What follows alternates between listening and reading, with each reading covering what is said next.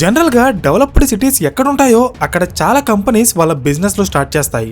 కానీ ఇండియాలో ఉన్న ఒక కంపెనీ బిజినెస్ చేయడానికి సిటీకి వెళ్లకుండా వాళ్ళే సొంతంగా ఒక సిటీని డెవలప్ చేశారు. అదే గురుగ్రామ్. ఒకప్పుడు మనుషులు వెళ్లడానికి రోడ్స్ కూడా లేని ఒక నిర్మానుష ప్రాంతాన్ని తీసుకుని దాన్ని ఈ రోజు వరల్డ్ క్లాస్ సిటీగా డెవలప్ చేయడం మాత్రమే కాదు, ఇప్పుడు గురుగ్రామ్ ఒక millennium city, city of startups and corporate capital of ఇండియాగా మారిపోయింది. బికాస్ ప్రపంచ వ్యాప్తంగా ఉండే ఫార్చ్యూన్ 500 కంపెనీస్ లో 250 కంపెనీస్ యొక్క లోకల్ హెడ్ క్వార్టర్స్ ఈ సిటీలోనే ఉన్నాయి. 5,000+ స్టార్టప్స్ అండ్ 23,000+ రిజిస్టర్డ్ కంపెనీస్ గురుగ్రామ్లో ఉన్నాయి. అయితే ఇదంతా చేసింది ఒక గవర్నమెంటో లేక పొలిటీషియన్సో కాదు, ఒక కార్పొరేట్ కంపెనీ. అదే DLF. అండ్ దాని వెనుకున్న వ్యక్తే కుశాల్ పాల్ సింగ్. ఒకప్పుడు ఇండియన్ ఆర్మీలో ఒక సాధారణ సోల్జర్గా పనిచేసిన ఈ వ్యక్తి ఈ రోజు దేశంలోని అతిపెద్ద రియల్ ఎస్టేట్ కంపెనీని ఎలా బిల్డ్ చేశారు? DLF అంటే చాలా మందికి తెలుసు, కానీ అసలు ఈ కంపెనీ ఏం బిజినెస్ చేస్తుంది, ఎందుకు ఎంత ఫేమస్ అయిందో చాలా మందికి తెలీదు. సో ఈ వీడియోలో DLF కంపెనీ యొక్క టోటల్ స్టోరీని క్లియర్ గా డిస్కస్ చేద్దాం. So let's begin. Hello everyone, welcome to today's video and this is your friend Surya. Video start చేసే ముందు మీకు ఒక చిన్న ఇన్ఫర్మేషన్. రీసెంట్గా బాండ్స్ గురించి నేను ఒక ఫుల్ లెంత్ వీడియో చేశాను. అందులో ఎక్స్పీరియన్స్డ్ ఇన్వెస్టర్స్ వాళ్ళ పోర్ట్ఫోలియోని డైవర్సిఫై చేసుకోవడానికి బాండ్స్ని యూజ్ చేస్తారు అని చెప్పాను. ఎందుకంటే డబ్బు మొత్తాన్ని ఎప్పుడూ ఒకే చోట ఇన్వెస్ట్ చేయకూడదు, దాన్ని డిఫరెంట్ పోర్షన్స్గా డివైడ్ చేసి డిఫరెంట్ ప్లేసెస్లో ఇన్వెస్ట్ చేయాలి. అలా చేయడం వల్ల మీ రిస్క్ డివైడ్ అయ్యి మీ పోర్ట్ఫోలియో బ్యాలెన్స్డ్గా మారుతుంది. సో మీరు కూడా మీ ఇన్వెస్ట్మెంట్స్ని డైవర్సిఫై చేయాలనుకుంటే దానికి బాండ్స్ ఒక మంచి ఆప్షన్. కార్పొరేట్ బాండ్స్లో ఇన్వెస్ట్ చేయడానికి వింట్ వెల్త్ అనే ఒక ప్లాట్ఫామ్ ఉంది. ఇక్కడ మినిమం 1000 నుండి మీరు ఇన్వెస్ట్మెంట్ స్టార్ట్ చేయొచ్చు. ఈ ప్లాట్ఫామ్ లో BBB నుండి ఏ వరకు రేటింగ్ ఉన్న బాండ్స్ ఉంటాయి అండ్ అవి సంవత్సరానికి 9 to 12% ఫిక్స్డ్ రిటర్న్స్ ని ఆఫర్ చేస్తాయి. వింట్ వెల్త్ ప్లాట్ఫామ్ లో ఇన్వెస్ట్ చేసే ప్రాసెస్ కూడా చాలా సింపుల్ గా ఉంటుంది. UPI అండ్ నెట్ బ్యాంకింగ్ ద్వారా ఇన్స్టెంట్ గా మీరు ట్రాన్సాక్షన్ కంప్లీట్ చేయొచ్చు. ఈ ప్లాట్ఫామ్ లో ఉండే స్పెషాలిటీ ఏంటంటే ఏదైనా కార్పొరేట్ బాండ్ ని లిస్ట్ చేసే ముందు ఆ బాండ్ ఇష్యూ చేసిన కంపెనీ యొక్క ఫైనాన్షియల్ హెల్త్ ఎలా ఉందో కంప్లీట్ గా ఆడిట్ చేశాకే వింట్ వెల్త్ ఆ బాండ్ ని తమ ప్లాట్ఫామ్ లో లిస్ట్ చేస్తుంది. అంతేకాదు స్వయంగా వింట్ వెల్త్ కంపెనీయే వాళ్ళ ప్లాట్ఫామ్ లో లిస్ట్ అయిన ప్రతి బాండ్ లో 2% ఇన్వెస్ట్ చేస్తుంది.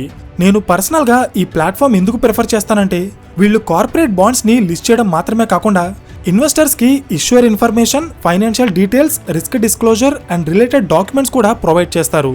దీనివల్ల ఇన్వెస్టర్స్ ట్రాన్స్పరెన్సీతో ఇన్ఫార్మ్డ్ డెసిషన్స్ తీసుకోవచ్చు.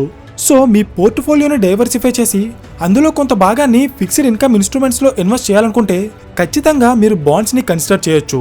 కార్పొరేట్ బాండ్స్ని ఇంకా డీప్గా ఎక్స్ప్లోర్ చేయాలనుకుంటే వింట్ వెల్త్ యొక్క లింక్ని కింద డిస్క్రిప్షన్లో ఇచ్చాను, ఒకసారి చెక్ చేయండి. DLF స్టోరీ చాలా డిఫరెంట్గా ఉంటుంది. ఎందుకంటే ఈ కంపెనీని స్థాపించిన వ్యక్తి అలాగే దీన్ని డెవలప్ చేసిన వ్యక్తి ఇద్దరు ఒకరు కాదు. కానీ DLF అనగానే చాలా మందికి వినిపించే పేరు KP సింగ్, అంటే కుశాల్ పాల్ సింగ్. ఇతను 1931లో ఉత్తరప్రదేశ్లో పుట్టారు. KP సింగ్ది ఒక మిడిల్ క్లాస్ ఫ్యామిలీ. ఆయన కాలేజ్లో చదువుతున్నప్పుడు ఆయనకి భోపాల్ సింగ్ అనే ఒక క్లోజ్ ఫ్రెండ్ ఉండేవారు.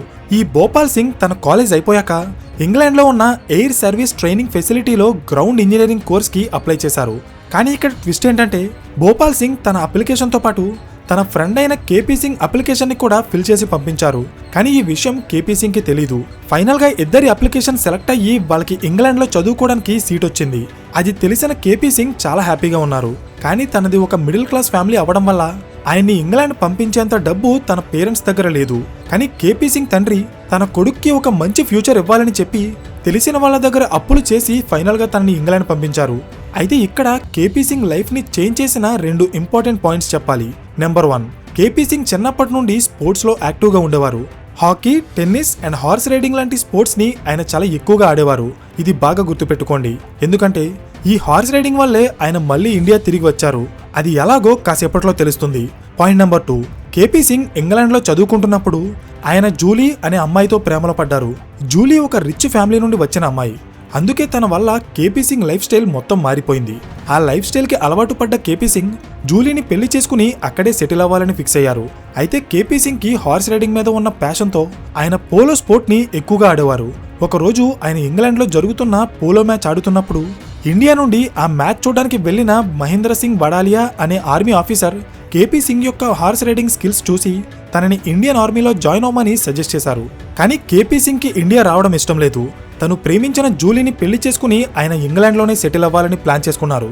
అయితే ఆర్మీ ఆఫీసర్ ఇచ్చిన అడ్వైస్కి డైరెక్ట్గా నో చెప్పలేక తను ఆర్మీ ఎగ్జామ్ రాయాలంటే ఇండియా రావాలని, తన దగ్గర ఇండియా రావడానికి డబ్బులు లేవని ఆ ఆర్మీ ఆఫీసర్తో చెప్పారు. ఇది విన్న మహేంద్ర సింగ్ వడాలియా ఆయన ఇంగ్లాండ్లో ఉండగానే ఎగ్జామ్ రాయడానికి ఏర్పాటు చేశారు. ఫైనల్గా కేపీ సింగ్ ఇండియన్ ఆర్మీ యొక్క ఎంట్రన్స్ ఎగ్జామ్ పాస్ అయ్యాక తను ఇండియా రావడానికి కూడా గవర్నమెంటే ఒక ఫ్రీ టికెట్ ఏర్పాటు చేసింది. ఇంకా ఏం చేయాలో అర్థం కాని కేపీ సింగ్ ఆర్మీలో జాయిన్ అవడానికి ఇండియా వచ్చారు. అయితే ఇండియా వచ్చే ముందు తన గర్ల్ ఫ్రెండ్తో మళ్ళీ ఇంగ్లాండ్ తిరిగి వచ్చేస్తానని చెప్పడానికి వెళ్లారు. కానీ జూలీ దానికి ఒప్పుకోలేదు. ఇంకెప్పుడు తనని కలవడానికి రావద్దని చెప్పి ఆమె వెళ్లిపోయింది. 1950లో ఇండియన్ ఆర్మీలో జాయిన్ అయిన కేపీ సింగ్ ఆర్మీలో ఉండే డెక్కన్ హార్స్ అనే డివిజన్ కి కెప్టెన్ గా పనిచేసేవారు. ఇండియన్ ఆర్మీలో ఒక మంచి పొజిషన్ కి ఎదిగిన తర్వాత కేపీ సింగ్ యొక్క సీనియర్ ఆఫీసర్ తనకి ఒక మ్యారేజ్ ప్రపోజల్ తీసుకొచ్చారు. తన పేరు ఇందిరా సింగ్. ఆమె చౌదరి రాఘవేంద్ర సింగ్ అనే ఒక ఎక్స్ మిలిటరీ ఆఫీసర్ యొక్క కూతురు. అయితే ఇక్కడ పాయింట్ ఏంటంటే కేపీ సింగ్ లైఫ్ లో జరిగిన ఒక బ్రేకప్ తనని రిచ్ లైఫ్ స్టైల్ నుండి దూరం చేస్తే ఆయనకి జరిగిన పెళ్లి తనని దేశంలోనే one of the richest man గా మార్చేసింది. అయితే ఇది వెంటనే జరిగింది కాదు, దీనికి చాలా టైం పట్టింది. ఎలా అంటే కేపీ సింగ్ మామగారైన రాఘవేంద్ర సింగ్ మిలిటరీ నుండి రిటైర్ అయ్యాక 1946లో ఢిల్లీలో ఒక రియల్ ఎస్టేట్ కంపెనీ స్టార్ట్ చేశారు. అదే DLF, Delhi land and finance company. మొదట్లో ఈ కంపెనీ ఢిల్లీలో ఉండే కొన్ని ఏరియాస్లో ల్యాండ్స్ ని ఎక్వైర్ చేసి అక్కడ రెసిడెన్షియల్ బిల్డింగ్స్ అండ్ కాలనీస్ ని నిర్మిస్తూ బిజినెస్ చేసేది. కానీ 1957లో గవర్నమెంట్ ఢిల్లీ డెవలప్మెంట్ యాక్ట్ అనే చట్టాన్ని తీసుకొచ్చింది. ఆ చట్టం ప్రకారం ఢిల్లీ సిటీలో ఎవరూ రియల్ ఎస్టేట్ బిజినెస్ చేయకూడదు. అంటే ఏ ప్రైవేట్ రియల్ ఎస్టేట్ కంపెనీ కూడా ఢిల్లీ సిటీ లిమిట్స్ లో ఉన్న ల్యాండ్ ని ఎక్వైర్ చేయడం కానీ డెవలప్ చేయడం కానీ చేయకూడదు. ఢిల్లీ డెవలప్మెంట్ అథారిటీ DDA అనే గవర్నమెంట్ సంస్థ మాత్రమే అక్కడ ల్యాండ్ ని డెవలప్ చేస్తుంది. సో ఈ చట్టం అమల్లోకి వచ్చిన వెంటనే DLF కంపెనీ యొక్క బిజినెస్ ఒక్కసారిగా ఆగిపోయింది. అప్పుడే DLF ఫౌండర్ అయిన రాఘవేంద్ర సింగ్ తన బిజినెస్ ని రియల్ ఎస్టేట్ నుండి వేరే సెక్టార్స్ కి ఎక్స్పాండ్ చేయాలనుకున్నారు. ఇందులో భాగంగానే 1963లో అమెరికన్ యూనివర్సల్ ఎలక్ట్రిక్ అనే కంపెనీతో పార్ట్నర్షిప్ చేసి DLF కంపెనీ ఇండియాలో మోటార్స్ అండ్ ఆటోమొబైల్ బ్యాటరీస్ ని తయారు చేయడం స్టార్ట్ చేసింది. అయితే ఇక్కడ పాయింట్ ఏంటంటే DLF ని స్థాపించిన రాఘవేంద్ర సింగ్ కి ఒక్క కూతురు మాత్రమే ఉంది. అంటే తన తర్వాత తన కూతురు లేదా అల్లుడు మాత్రమే కంపెనీని హ్యాండిల్ చేయాలి. అందుకే 1963లో రాఘవేంద్ర సింగ్ తన అల్లుడైన కేపీ సింగ్ తో మాట్లాడి ఆయన్ని ఆర్మీ నుండి రిజైన్ చేసి కంపెనీలో జాయిన్ అవ్వమని సజెస్ట్ చేశారు. కేపీ సింగ్ అప్పటికే ఇండియన్ ఆర్మీలో ఒక మంచి పొజిషన్ లో ఉన్నారు. కానీ మామగారికి నో చెప్పలేక ఆయన DLF కంపెనీలో అడుగుపెట్టి వాళ్ళు కొత్తగా స్టార్ట్ చేసిన మోటార్ మ్యానుఫ్యాక్చరింగ్ బిజినెస్ కి మేనేజింగ్ డైరెక్టర్ గా బాధ్యతలు స్వీకరించారు. అయితే ఢిల్లీలో DLF కంపెనీ యొక్క రియల్ ఎస్టేట్ బిజినెస్ ఆగిపోయాక నెక్స్ట్ వాళ్ళు స్టార్ట్ చేసిన ఏ బిజినెస్ కూడా పెద్దగా సక్సెస్ అవ్వలేదు. సో ఇది గమనించిన కేపీ సింగ్ ఢిల్లీలో కాకుండా ఢిల్లీ అవుట్స్కట్స్ లో రియల్ ఎస్టేట్ చేయడానికి ఒక పర్ఫెక్ట్ లొకేషన్ ని పిక్ చేశారు. అదే గురుగ్రామ్. 1970s టైంకి గురుగ్రామ్ ఒక నిర్మానుష ప్రాంతంగా ఉండేది. అక్కడ సరైన రోడ్స్ కానీ ఇన్ఫ్రాస్ట్రక్చర్ ఫెసిలిటీస్ కానీ ఉండేవి కాదు. అయితే అలాంటి ప్లేస్ లో ప్రాపర్ గా ప్లాన్ చేసి కమర్షియల్ అలాగే రెసిడెన్షియల్ ఇన్ఫ్రాస్ట్రక్చర్ ని డెవలప్ చేస్తే అది కార్పొరేట్ కంపెనీస్ బిజినెస్ చేసుకోవడానికి ఒక పర్ఫెక్ట్ లొకేషన్ గా మారుతుంది. సో ఇదే ఆలోచనతో కేపీ సింగ్ గురుగ్రామ్ లో ఉన్న రైతుల నుండి కొద్ది కొద్దిగా ల్యాండ్ ని కొనడం స్టార్ట్ చేశారు. అక్కడ కన్స్ట్రక్షన్ స్టార్ట్ చేసిన కొన్ని రోజులకి కేపీ సింగ్ లైఫ్ లో ఒక మిరాకిల్ జరిగింది. ఆయన ఒక రోజు రైతులతో మాట్లాడుతుండగా అటుగా వెళ్తున్న ఒక జీప్ ఇంజన్ హీట్ అయ్యి ఆగిపోయింది. ఆ జీప్ లో రాజీవ్ గాంధీ ఉన్నారు. కానీ అప్పటికి ఆయన ప్రైమ్ మినిస్టర్ కాదు. ఆయన తన ఫామ్ హౌస్ కి వెళ్తుండగా ఆ జీప్ అనుకోకుండా గురుగ్రామ్ లో ఆగిపోయింది. రాజీవ్ గాంధీ జీప్ రిపేర్ చేయడానికి కేపీ సింగ్ హెల్ప్ చేశారు. ఈ ప్రాసెస్ లో ఆయన కేపీ సింగ్ ని చూసి ఇంత నిర్మానుష ప్రాంతంలో మీరేం చేస్తున్నారని అడిగారు. కేపీ సింగ్ తన రియల్ ఎస్టేట్ ప్రాజెక్ట్ గురించి రాజీవ్ గాంధీకి ఎక్స్ప్లెయిన్ చేశారు. అది చూసి ఇంప్రెస్ అయిన రాజీవ్ గాంధీ కేపీ సింగ్ ని తన ఆఫీస్ కి వచ్చి మీట్ అవ్వమని అపాయింట్మెంట్ ఇచ్చారు. మీటింగ్ కి వెళ్లిన కేపీ సింగ్ గురుగ్రామ్ ని ఒక ఇంటర్నేషనల్ మోడల్ సిటీగా డెవలప్ చేయడానికి ఒక ప్లాన్ ని రెడీ చేసి దాన్ని ఢిల్లీలో ప్రెజెంట్ చేశారు. ఫైనల్ గా కొన్ని డిస్కషన్స్ తర్వాత 1981లో DLF కంపెనీకి గురుగ్రామ్ లో ఉన్న 40 ఏకర్స్ ల్యాండ్ ని డెవలప్ చేయడానికి గవర్నమెంట్ లైసెన్స్ ఇచ్చింది. దీంతో ఢిల్లీలో ఆగిపోయిన కేపీ సింగ్ యొక్క రియల్ ఎస్టేట్ బిజినెస్ మళ్ళీ గురుగ్రామ్ లో రీస్టార్ట్ అయింది.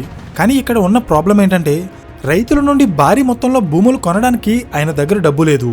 కానీ ఇక్కడే కేపీ సింగ్ ఒక బ్రిలియంట్ స్ట్రాటజీ ప్లే చేశారు. అదేంటంటే ఆయన ఒక రిటైర్డ్ ఆర్మీ ఆఫీసర్ అవ్వడం వల్ల జనరల్గా ఆయనకి ప్రజల్లో మంచి రెస్పెక్ట్ ఉంటుంది. సో ఆయన డైరెక్ట్గా రైతుల దగ్గరికి వెళ్ళి తన ప్రాజెక్ట్ని ఎక్స్ప్లెయిన్ చేసి ఒక్క రూపాయి కూడా పే చేయకుండా రైతుల నుండి భూములు తీసుకున్నారు. ఇది ఎలాగో అర్థం కావడానికి మీకు ఒక ఎగ్జాంపుల్ చెప్తా చూడండి. రామ్జీ అనే ఒక రైతుకి గురుగ్రామ్లో 1 ఎకరం పొలం ఉంది. దాని వాల్యూ 10 లక్షలు. సో కేపీ సింగ్ రామ్జీకి 10 లక్షలు పే చేసి ల్యాండ్ తీసుకుంటారు. కానీ ఆ 10 లక్షలు రైతుకి ఇవ్వకుండా మళ్ళీ తనే రైతు నుండి ఆ 10 లక్షలు అప్పుగా తీసుకుని ప్రతి నెల 1వ తారీఖున వడ్డీ కట్టేస్తారు. ఫైనల్గా ఆ ల్యాండ్లో ప్రాపర్టీని డెవలప్ చేశాక దాన్ని అమ్మగా వచ్చిన డబ్బులో రామ్జీకి ఇవ్వాల్సిన 10 లక్షలు ఇచ్చేస్తారు. అప్పటి వరకు రైతుకి ప్రతి నెల వడ్డీ కడుతూనే ఉంటారు. అర్థమైందా? ఈ స్ట్రాటజీ ఎంత బాగా పనిచేసిందంటే ఇదే ప్రాసెస్ని ఫాలో అవుతూ డిఎల్ఎఫ్ కంపెనీ గురుగ్రామ్లో దాదాపు 6,000 ఎకరాల ల్యాండ్ని అక్వైర్ చేసి దేశంలోనే అతిపెద్ద రియల్ ఎస్టేట్ కంపెనీగా మారిపోయింది. అయితే పెద్ద స్థాయికి ఎదిగిన ఏ కంపెనీ స్టోరీలో అయినా అంతే పెద్ద ఛాలెంజెస్ అలాగే స్ట్రగుల్స్ దాగి ఉంటాయి. సేమ్ అలాగే డిఎల్ఎఫ్ కూడా ఒక పెద్ద ఛాలెంజ్ని దాటాకే సక్సెస్ అయింది. ఎలా అంటే గురుగ్రామ్లో డిఎల్ఎఫ్ బిజినెస్ స్పీడ్గా గ్రో అవుతున్న టైంలో కేపీ సింగ్ ఒక పెద్ద పార్టీ అరేంజ్ చేసి బిజినెస్లో అలాగే పాలిటిక్స్లో తనకి తెలిసిన వాళ్ళందరినీ పార్టీకి ఇన్వైట్ చేశారు. ఆ పార్టీకి వచ్చిన వాళ్ళలో హర్యానాకి చెందిన బన్సీలాల్ అనే ఒక పవర్ఫుల్ పొలిటీషియన్ కూడా ఉన్నారు. ఆ రోజు పార్టీలో డ్రింక్ చేసిన కొంతమంది వ్యక్తులు బన్సీలాల్ మీద కొన్ని జోక్స్ వేశారు. ఆ జోక్స్ ని అవమానంగా ఫీల్ అయిన బన్సీలాల్ తనని అవమానించడానికే కేపీ సింగ్ తనని పార్టీకి ఇన్వైట్ చేశారని చెప్పి ఆయన మీద పగ పెంచేసుకున్నారు. కట్ చేస్తే ఈ గొడవ జరిగిన కొన్ని రోజులకే బన్సీలాల్ ఏకంగా హర్యానా స్టేట్ కి సీఎం అయిపోయారు. ఆయనకి జరిగిన అవమానానికి రివెంజ్ తీర్చుకోవడానికి డిఎల్ఎఫ్ కంపెనీకి ఇచ్చిన ప్రాజెక్ట్స్ ని క్యాన్సిల్ చేశారు. ఆఫీసెస్ లో రైడ్స్ చేపించారు. కొత్త ప్రాజెక్ట్స్ కి అప్రూవల్స్ టైట్ చేశారు. అంతేకాదు కేపీ సింగ్ మీద అరెస్ట్ వారెంట్ కూడా ఇష్యూ చేశారు. ఒక పాయింట్ ఆఫ్ టైంలో కేపీ సింగ్ ఎవరికీ కనిపించకుండా తిరగాల్సిన పరిస్థితి వచ్చింది. ఈ ప్రాబ్లమ్స్ వల్ల డిఎల్ఎఫ్ కంపెనీ యొక్క రెప్యుటేషన్ డ్యామేజ్ అయ్యి ఆ కంపెనీ దగ్గర ప్రాపర్టీస్ కొనడానికి అడ్వాన్స్ పే చేసిన చాలా మంది కస్టమర్స్ వాళ్ళు పే చేసిన అడ్వాన్స్ ని రిటర్న్ ఇవ్వమని డిమాండ్ చేశారు. అంటే సిచ్యువేషన్ ఎలా ఉండేదో మీరే అర్థం చేసుకోండి. కొన్ని రోజుల తర్వాత డిఎల్ఎఫ్ మీద ప్రెజర్ పెట్టిన బన్సీలాల్ ఫైనల్ గా సీఎం పదవి నుండి దిగిపోయి దేవీలాల్ అనే మరొక వ్యక్తి హర్యానా సీఎం అయ్యారు. ఆయన మళ్ళీ డిఎల్ఎఫ్ లైసెన్స్లు రీస్టోర్ చేయడంతో డిఎల్ఎఫ్ బిజినెస్ స్లోగా రీస్టార్ట్ అయింది. కానీ అప్పటికే ఈ కంపెనీ రెప్యుటేషన్ చాలా వరకు డ్యామేజ్ అవడంతో ఏ బ్యాంక్ కూడా వీళ్ళకి లోన్ ఇవ్వడానికి ముందుకు వచ్చేది కాదు. సో కేపీ సింగ్ ఫైనాన్స్ కంపెనీల దగ్గర ఎక్కువ ఇంట్రెస్ట్ రేట్ కి డబ్బులు తీసుకుని ఆ డబ్బుతో గురుగ్రామ్లో ఉన్న ఇన్ఫ్రాస్ట్రక్చర్ ప్రాజెక్ట్స్ ని నిర్మించేవారు. అయితే ఇక్కడే ఆయనకు ఒక బిగ్గెస్ట్ అడ్వాంటేజ్ యాడ్ అయింది. ఎలా అంటే ఢిల్లీని అలాగే ముంబై సిటీస్ ని కనెక్ట్ చేస్తూ NH8 ఉండేది. 1990s లో national highway authority of India ఈ హైవేని గోల్డెన్ క్వాడ్రిలేటరల్ ప్రాజెక్ట్ లో కలిపేసింది.